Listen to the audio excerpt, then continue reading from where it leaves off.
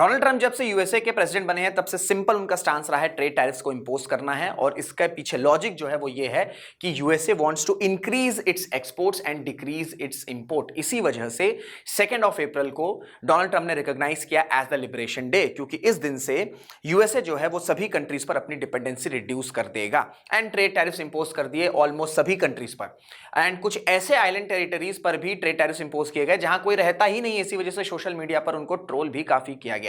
लेकिन जैसे ही ये ट्रेड टैरिफ्स इंपोज किए गए सभी कंट्रीज पर, हमने देखा कि मार्केट क्रैश हो गया। चाहे हम इंडिया की बात कर लें, चाहे हम ग्लोबली बात कर लें, इस तरह के डिस्कशन स्टार्ट हो गए कि are we heading towards a global recession, क्या हम सिर्फ कुछ ही महीनों में रिसेशन में चले जाएंगे। एंड अचानक से स्टेटमेंट आता है डोनाल्ड ट्रंप का प्रेस ब्रीफिंग के दौरान कि 75 कंट्रीज पर जो ट्रेड टैरिफ्स इंपोज किए गए थे उनको पॉज किया जा रहा है 90 डेज के लिए, एक्सक्लूडिंग चाइना। चाइना पर जो है ट्रेड टैरिफ्स इंपोज किए जाएंगे।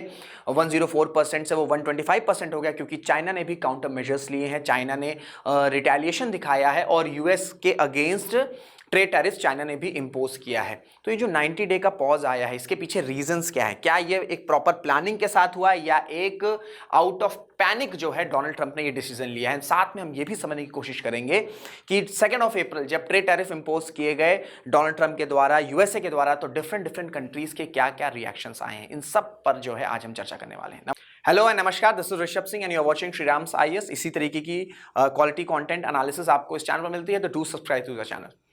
So why Trump hit 90-day pause on tariffs for all countries except China? ये हमारा डिस्कशन होने वाला है, बट इससे पहले मैं आपको कुछ चीजें जो है वो बताना चाहूंगा कि किस तरीके से टैरिफ इंपोज किया गया डोनाल्ड ट्रंप के द्वारा, तो उसका इफेक्ट क्या आया है। हमने देखा कि 7 अप्रैल को जो स्टॉक मार्केट है, ठीक है, वो पूरी तरीके से क्रैश किया।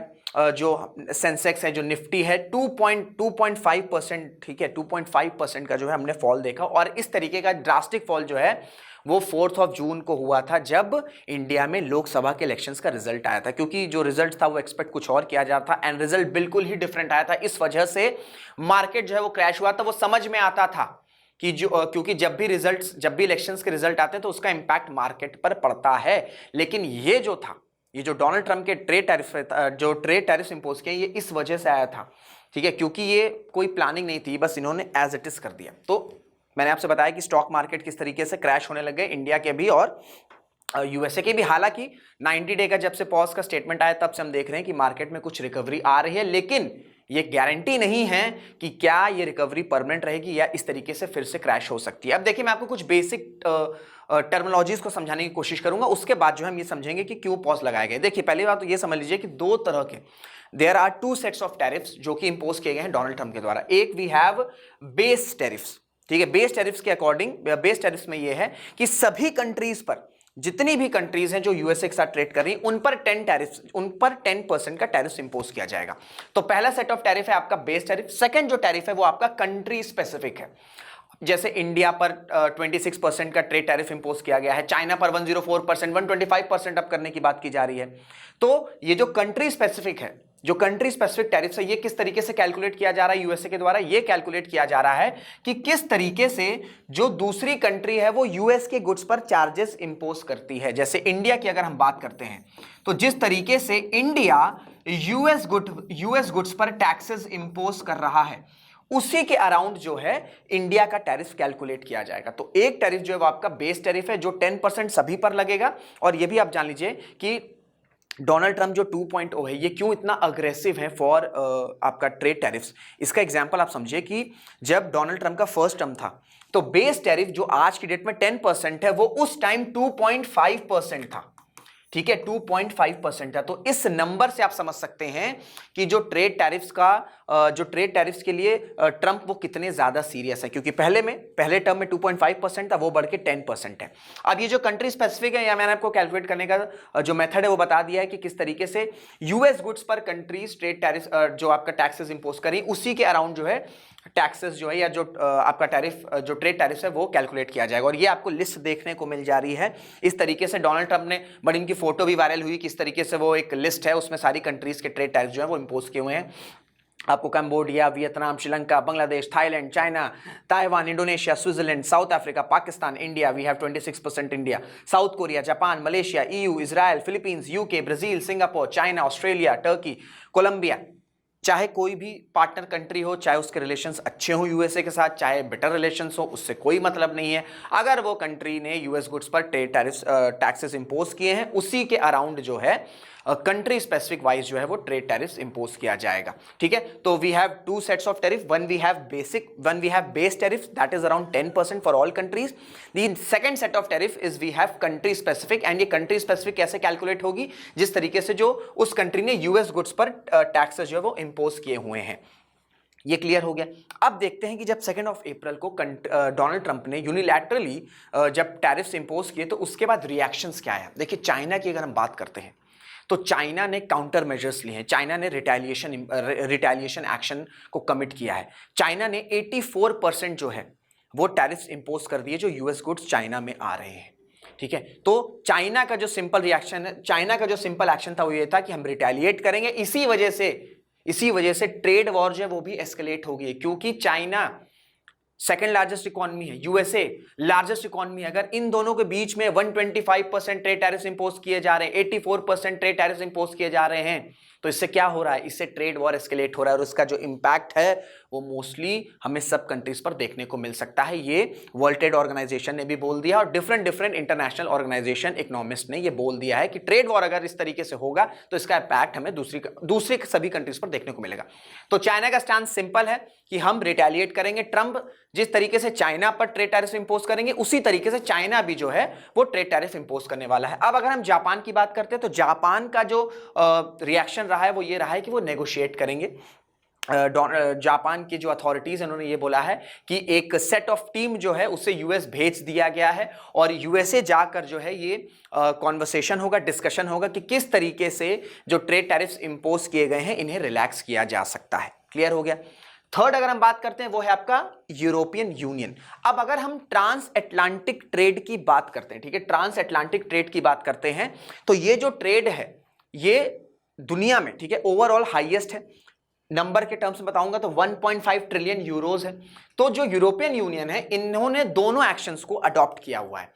ये रिटेलिएशन का प्लान भी कर रहे हैं और ये साथ में नेगोशिएशन का प्लान भी कर रहे हैं। इसी वजह से डोनाल्ड ट्रंप ने जब ट्रेड टैरिफ्स इंपोज किए तो यूरोप के जितने भी इंपॉर्टेंट कंट्रीज के लीडर्स हैं उनका डिस्कशन हुआ कि किस तरीके से हम नेगोशिएट करेंगे डोनाल्ड ट्रंप के साथ सो दैट ये जो ट्रेड टैरिफ्स है इसे काउंटर किया जा सके। लेकिन behind the scene, behind the curtains ये बात भी है कि जो European union as a whole है वो एक्शन प्लान कर रहा है कि किस तरीके से हम रिटेलिएट कर सकते हैं। क्योंकि अगर हम ट्रांस अटलांटिक ट्रेड की बात करें तो the number is huge, 1.5 trillion Euros. तो इसमें ट्रेड टैरिफ्स अगर इंपोज कर रहे हैं तो यूरोपियन यूनियन को अगर लॉस होगा तो इसका इंपैक्ट यूएसए पे भी पड़ेगा। डिपेंडेंसी दोनों साइड होती है, एकाएक आप चाह रहे हैं कि डिपेंडेंसी रिड्यूस हो जाए तो ऐसा नहीं होता है। टेम्पररी शॉर्ट टर्म में नहीं होगा, हाँ ओवर द टाइम जो है वो हो सकता है। लेकिन अगर हम शॉर्ट टर्म में देखेंगे तो जो यूरोपियन यूनियन है वो नेगोशिएशन का भी प्लान अडॉप्ट कर रहा है, साथ में रिटेलिएशन की प्लानिंग भी चल रही है बिहाइंड द कर्टन्स। अब अगर हम इंडिया की बात करते हैं तो इंडिया ने एज सच कुछ भी रिटेलिएशन नहीं दिखाया है। उनका भारत का स्टेटमेंट सिंपल है, मिनिस्ट्री ऑफ एक्सटर्नल अफेयर्स ने सिंपली स्टेटमेंट दिया है कि हम कंडीशंस को एनालाइज कर रहे हैं, किस तरीके से जो 26% टैरिफ्स इंपोज किए गए हैं, रेसिप्रोकल टैरिफ जो इंपोज किए गए हैं, किस तरीके से वो इंडियन एक्सपोर्टर्स पर इंपैक्ट करेंगे, इस सारी चीजों को हम एनालाइज कर रहे हैं। और इसी वजह से गवर्नमेंट ने सभी एक्सपोर्टर्स से, इंडियन एक्सपोर्टर्स से ये कहा है कि आप पैनिक मत हो, इंडियन एक्सपोर्टर से पैनिक मत हो। ऐसा क्यों बोला है? क्योंकि यूएसए के साथ हम ट्रेड सरप्लस एंजॉय करते हैं, हम जो है एक्सपोर्ट वहां पर ज्यादा करते हैं, इंपोर्ट वहां से कम करते हैं। तो इस वजह से ऑब्वियस सी बात है जब सरप्लस है तो इंडियन एक्सपोर्टर्स पैनिक में होंगे, तो इस वजह से सरकार ने कहा कि पैनिक मत होइए। एंड साथ में ही इंडिया और यूएसए की एक बायलैटरल ट्रेड पर डिस्कशन भी चल रहा है और उसका ऑब्जेक्टिव यह है कि अभी जो प्रेजेंट हमारा बायलैटरल ट्रेड चल रहा है उसे हम बढ़ाकर $500 बिलियन तक लेके चले जाएं। ठीक है, क्योंकि ट्रेड सरप्लस है, ठीक है, 130, 120 इस तरीके से 130, 135 इस तरीके से बिलियन डॉलर इस तरीके से हम ट्रेड कर रहे हैं। तो ये नंबर को किस तरीके से हम $500 बिलियन पर लेके जा सकते हैं, इस पर जो है वो आपका बायलैटरल ट्रेड पर डिस्कशन, नेगोशिएशंस चल रहा है। तो इंडिया ने क्या किया है कि इंडिया ने कंडीशन को एनालाइज करने वाला स्टेटमेंट दिया और साथ ही साथ जो है हमारा जो बायलैटरल ट्रेड है उस पर डिस्कशन भी चल रहा है। देखिए कई सारे जो एक्सपर्ट्स उनका ये भी कहना है कि डोनाल्ड ट्रंप ने जो टैरिफ इंपोज किए हैं वो इंडिया के लिए शॉर्ट टर्म में फायदे भी हो सकते हैं, क्योंकि इंडिया जो है फिर वो अट्रैक्ट करना चाहेगा कि आप जो कंपनीज है वो हमारे आके आप सेटअप कर सकते हैं, क्योंकि एक जो फ्रेंडली बिजनेस एटमॉस्फेयर है वो इंडिया ने दुनिया को दिखा दिया है कि इंडिया में भाई स्टार्टअप्स ग्रो कर रहे हैं। अगर हम यूनिकॉर्न स्टार्टअप्स की बात करते हैं तो उस लिस्ट पर हम 3rd नंबर पर हैं। हमारा जो स्टार्टअप इकोसिस्टम है, हमारा जो बिजनेस इकोसिस्टम है वो बड़ी तेजी से रिवैम्प हो रहा है।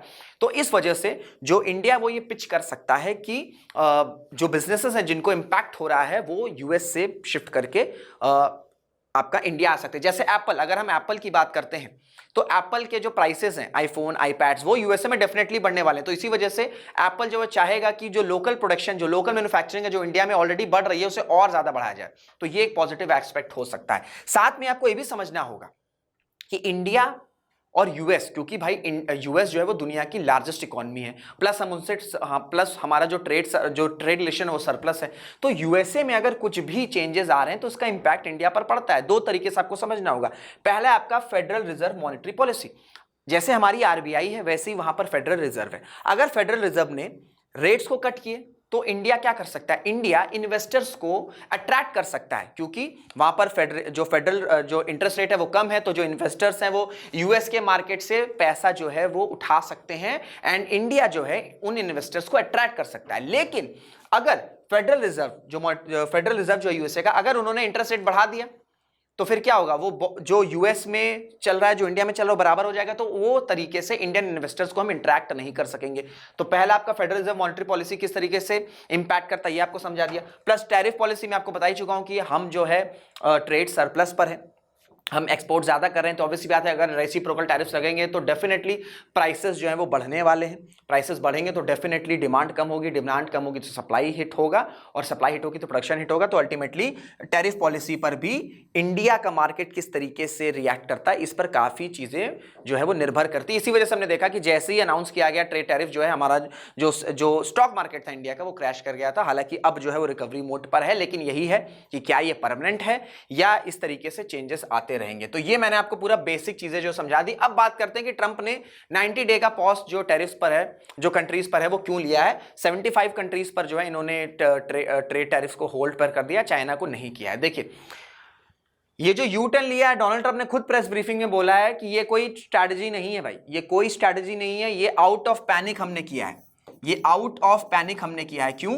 क्योंकि जैसे ही ट्रेड टैरिफ्स इंपोज किए गए 2 अप्रैल से हमने देखा मार्केट क्रैश होने लगे। और खुद यूएस में भी जो बॉन्ड मार्केट है वहां पर जो इन्वेस्टर्स थे वो अपने बॉन्ड जो है वो सेल ऑफ करने लग गए।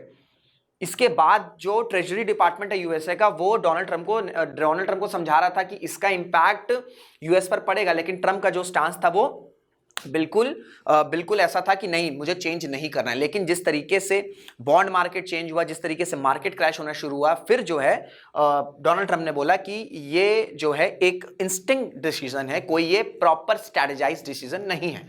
सेकंड चीज ये है कि जैसे मैंने आपको बताया कि जो यूएस ट्रेजरी सेक्रेटरी है स्कॉट बेसेंट, इनका बड़ा इंपॉर्टेंट रोल था। इन्होंने ट्रंप के साथ डिस्कशन किया और यही जो है, ये जो 90 डे का पॉज लगा हुआ है ना, यही जो है वो सभी कंट्रीज के साथ डिस्कशन भी करेंगे कि किस तरीके से हम जो है इस ट्रेड टैरिफ्स को इसे स्मूथ कर सकते हैं, किस तरीके से हम नेगोशिएट कर सकते हैं। ये सारी जो जिम्मेदारी है ये आपके स्कॉट बेसेंट का ही करेंगे। तो इस वजह से आप ये टर्म सुनने वाले हैं, स्कॉट बेसेंट। तो इन्होंने यही बताया कि जो इकोनॉमिक ऑफिशियल्स, इन्होंने यही कहा कि जैसे मैंने आपसे बताया कि बॉन्ड मार्केट में जो सेल ऑफ है, जो बॉन्ड है उसको बहुत तेजी से सेल ऑफ किया जा रहा है, तो ये भी कारण बना। प्लस जो है एक रीजन ये भी बताया जा रहा है कि हम जो है ये जो 90 डे का पॉज हमने इस वजह से किया है कि हम देखना चाह रहे थे कि कौन कौन जो कंट्रीज हैं वो यूएसए को रिटेलिएट कर रही हैं, कौन कौन जो कंट्रीज है वो यूएसए के डिसीजन को एक्सेप्ट कर रही हैं। और इस पर भी ये स्टेटमेंट आया कि हमको समझ में आ गया कि कौन सी जो कंट्रीज है यूएस को अगर हर्ट नहीं करना चाहती तो हम उनको हर्ट नहीं करेंगे। लेकिन जो मेन रीजन है वो यही है, वो यही बताया जा रहा है कि खुद जो यूएस स्टॉक्स हैं वो सर्ज आ गए, जो हाउस होल्ड है उन्होंने अपना पैसा बचाना शुरू कर दिया यूएसए में, ठीक है। प्लस जो बॉन्ड मार्केट में यूएस के जो बॉन्ड्स थे वो सेल ऑफ होने लगे। तो इन सब वजहों से तुरंत ये डिसीजन लिया गया कि हम जो है वो 90 डे का पॉज जो है वो कर देते। लेकिन क्या ये जो पॉज हुआ है, क्या इससे जो ग्लोबल रिसेशन की बात चल रही है क्या उस पर पॉज कर दिया जाएगा? देखिए अभी जो एक्सपर्ट्स हैं, जो इकोनॉमिस्ट हैं, जो इंटरनेशनल ऑर्गेनाइजेशंस, उनका ये कहना है कि आज की डेट में जो इन्वेस्टर्स हैं उनका कहीं ना कहीं कॉन्फिडेंस जो है वो यूएस के मार्केट पर हट रहा है, वो यूएस की पॉलिसी पर हट रहा है। क्योंकि क्या हो रहा है कि डोनाल्ड ट्रंप कोई डिसीजन लेते हैं उसके बाद तुरंत पुल बैक कर लेते हैं। ठीक है, हमने ये फरवरी में भी देखा, हमने मार्च में भी देखा और अब अभी हम फिर से देख रहे हैं। तो इस वजह से अभी क्या हो रहा है कि कई जो एक्सपर्ट्स हैं उनका ये कहना है कि डोनाल्ड ट्रंप की मर्जी से जो है वो ग्लोबल इकोनॉमी में चेंजेस कैसे आ रहे हैं वो डिपेंड कर रहा है। तो इसी वजह से 90 डे का पॉज तो लग गया, लेकिन ये कोई गारंटी नहीं है कि सारी जो चीजें हैं वो रिजॉल्व हो सकती हैं। अब इस 90 डेज में क्या होगा, जैसे मैंने आपसे बताया कि जो स्कॉट बेसेंट है डिस्कशन करेंगे कंट्रीज के साथ, रिप्रेजेंटेटिव्स के साथ, एंड किस तरीके से फिर जो चीजें वो आपका फॉल आउट होती हैं, कैसे सब डिस्कशन होता है, ये तो सिर्फ आपको समय के साथ और 90 डेज के बाद ही पता चलेगा। बाकी आपकी क्या राय है इस टॉपिक पर? आपके जो भी थॉट्स हैं डोनाल्ड ट्रंप की इस पॉलिसीज के बारे में, अपने थॉट्स आप बता सकते हैं। वीडियोस अगर अच्छी लगती है तो इसे लाइक जरूर करेगा, शेयर जरूर करेगा, कमेंट भी जरूर से करेगा। तो इसके साथ इस वीडियो को एंड करते हैं। Till then this is Rishabh Singh signing off. जय हिंद, जय भारत।